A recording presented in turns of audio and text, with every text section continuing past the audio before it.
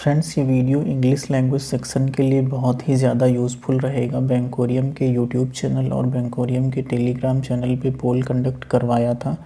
उसमें majority of लोगों की प्रॉब्लम जो है अभी भी इंग्लिश लैंग्वेज बनी हुई है।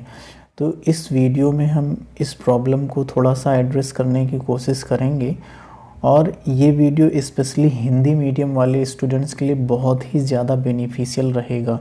चूँकि मेरा भी बैकग्राउंड हिंदी मीडियम है और मैं जानता हूँ कि 5 नंबर से 25 नंबर तक लाने का जो प्रोसेस है वो कितना कठिन होता है और वो कैसे आ सकता है। चूँकि ऐसा मेरे साथ मैंने किया है, तो इस वीडियो में जो भी चीज़ें मैं बता रहा हूँ वो 100% ऑथेंटिक हैं और वही मैं फॉलो करता हूँ और इसी को फॉलो कर कर के मेरे नंबर बहुत ही अच्छे आते हैं इंग्लिश लैंग्वेज में।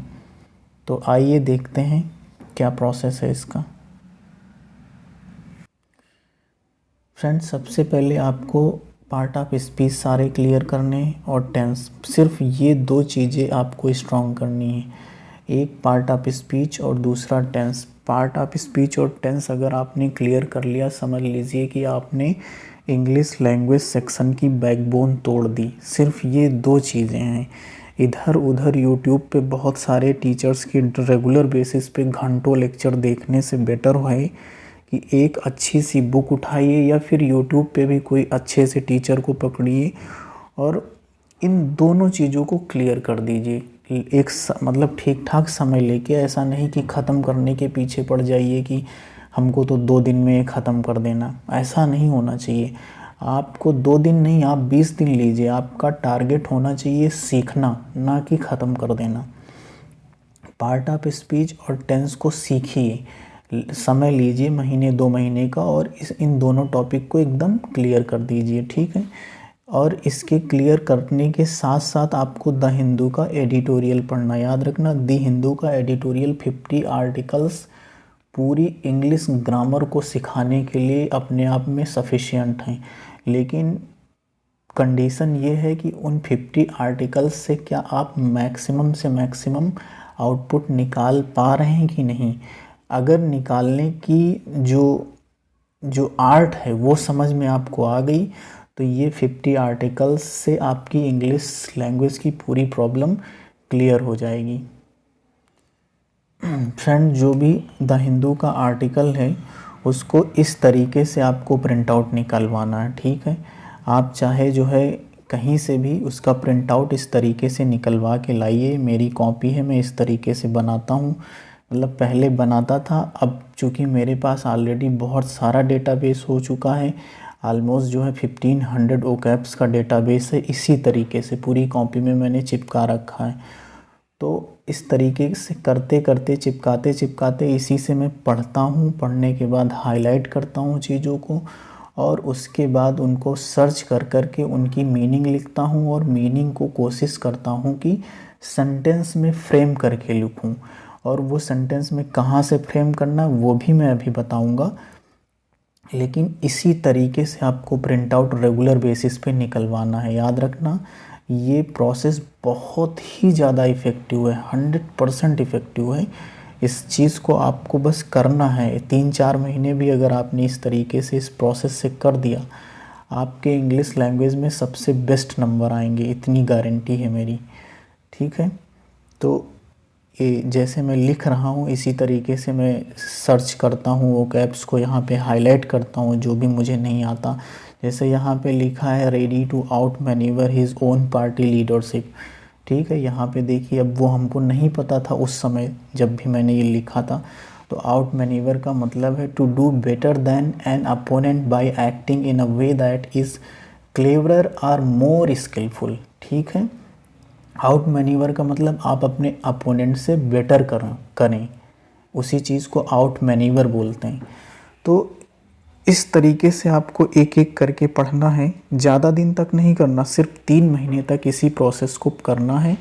आपका स्कोर बहुत ही ज़्यादा इम्प्रूव हो जाएगा और वो भी ये हो जाएगा कि आपको अंदर से कॉन्फिडेंस भी आ जाएगा कि ये सब्जेक्ट मेरा स्ट्रांग हो चुका है, ठीक। तो ये चीज़ है।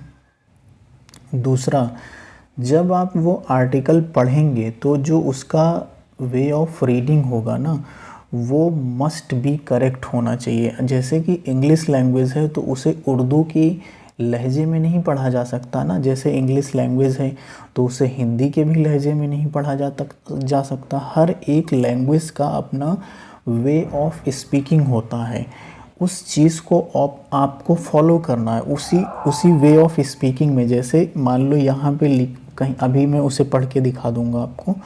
जैसे कि फॉर एग्ज़ाम्पल यहाँ पे लिखा है, एक मिनट, जैसे फॉर एग्ज़ाम्पल यहाँ पे लिखा है, ये यहाँ से मैं पढ़ रहा हूँ फ्रॉम से। From the very outset he seemed to know what he did not want to be a political tool in the hands of mister Kumar.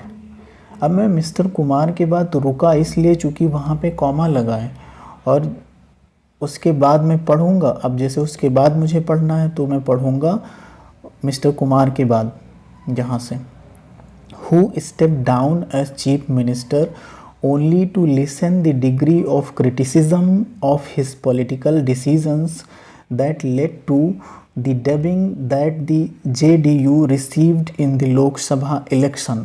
ठीक, जहाँ पे फुल स्टॉप है वहाँ पे आपको रुकना है, जहाँ पे कॉमा है वहाँ पे आपको पॉज लेना है, एक एक सेंटेंस बिल्कुल एक्यूरेट पढ़ना है। टाइम का बिल्कुल सोचिए ही मत कि पहले आपको स्टार्टिंग पीरियड में कितना समय लगेगा। स्टार्टिंग में समय लग रहा लगने दो, लेकिन एक समय के बाद आपकी स्किल इतनी बेटर हो जाएंगी कि टफ़ से टफ़ आर्टिकल भी आप डायरेक्ट पढ़ेंगे और आपको डायरेक्ट समझ में आ जाएगा। मेरे साथ ऐसा होता है। ये जो आर्टिकल है, एक पहली चीज़ तो आपको प्रॉपर रीडिंग करना है, वे ऑफ रीडिंग। अभी जैसे मैंने करके दिखाया, अभी और भी मैं करके दिखा दूंगा बाद में। तो इस तरीके से प्रॉपर रीडिंग करनी है, ठीक।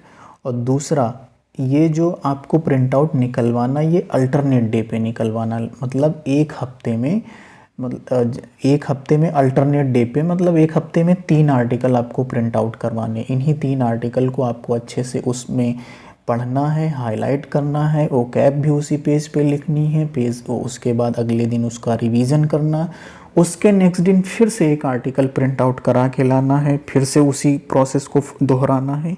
यही सिलसिला करते रहिए अगले 3 महीनों तक कंटिन्यू।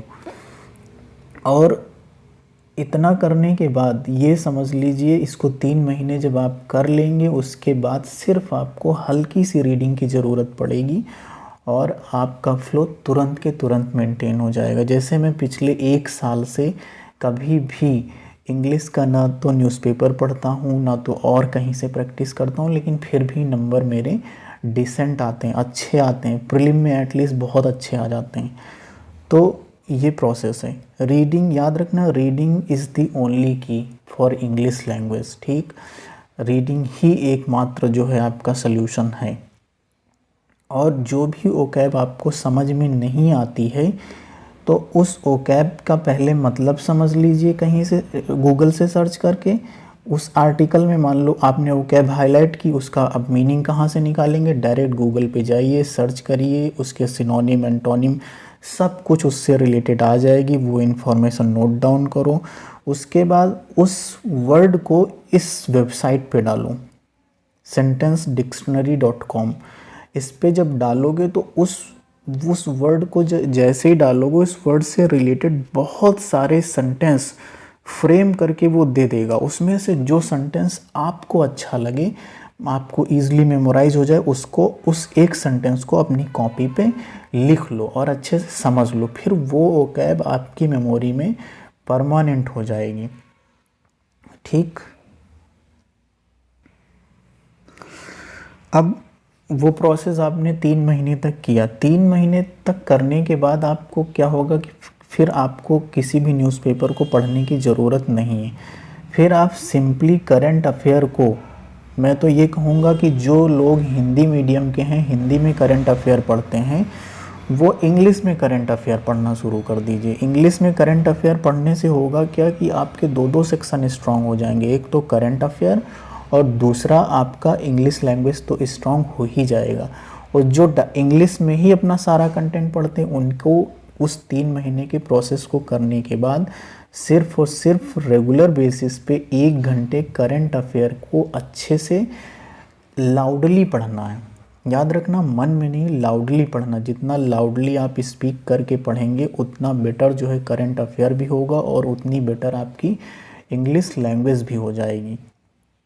तो ये प्रोसेस लाउडली करना, डेली 1 घंटे करंट अफेयर के लिए।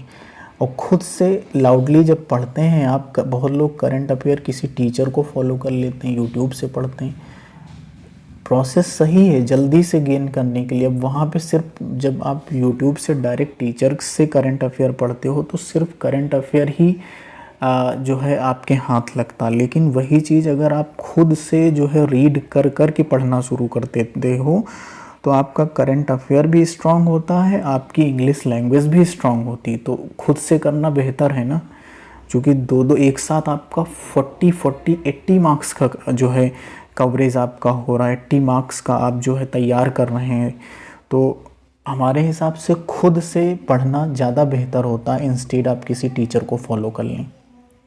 ठीक, ये चीज़ हो गया। और इसके बाद आप जो है पीओ मेंस और पीओ प्री के सेक्शनल मॉक इंग्लिश लैंग्वेज का सिर्फ डेली 1 मॉक देंगे। स्टार्टिंग में डेली 1, और उसके बाद फिर आपको कुछ समय के बाद एक भी देने की ज़रूरत नहीं पड़ेगी। जब भी आप 2-3 दिनों पे एक एसटी देंगे उसी समय आपकी प्रैक्टिस इस चीज़ की भी हो जाएगी। लेकिन स्टार्टिंग में 1 मॉक देना ही देना है आपको, चाहे पीओ मेंस का दीजिए चाहे पीओ प्री का दीजिए, सिर्फ 1 मॉक देंगे और उस 1 मॉक की बहुत ही डीप एनालिसिस करेंगे।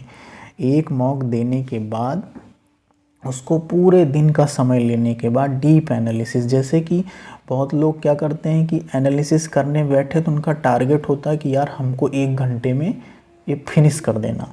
यार ख़त्म करने जैसी चीज़ को ध्यान ही ना दो, ये कंपटीशन है, यहाँ पे ख़त्म करने का प्रोसेस नहीं है। एकेडमिक थोड़ी ना है जो ख़त्म कर दो और नंबर आ जाएंगे, ये कंपटीशन है। यहाँ पे सीखने का नंबर मिलेगा। धीरे धीरे सीखो और एकदम उस चीज़ के कॉन्सेप्ट को जब क्लियर कर दोगे तो वो आपके परमानेंट मेमोरी में हो जाएगी और फिर उसी चीज़ से आपकी जो है स्पीड भी अच्छी हो जाएगी, एक्यूरेसी भी अच्छी हो जाएगी। तो आई होप इन सारी चीज़ों से आपको जो है कुछ क्लियरेंस मिला होगा। और ये जो है टेलीग्राम चैनल है बैंकोरियम का, तो इसे ज्वाइन कर सकते हैं। और बाकी ये एक और सैंपल मैंने दिया अपनी कॉपी का, इस तरीके से मैं जो है हाईलाइट करता हूँ और फिर लिखता हूँ। ठीक है, तो इसी तरीके से आपको करना है, सिर्फ 3 महीने तक करेंगे आपको रिज़ल्ट दिख जाएगा, इस चीज़ की गारंटी है। Bye bye, thank you.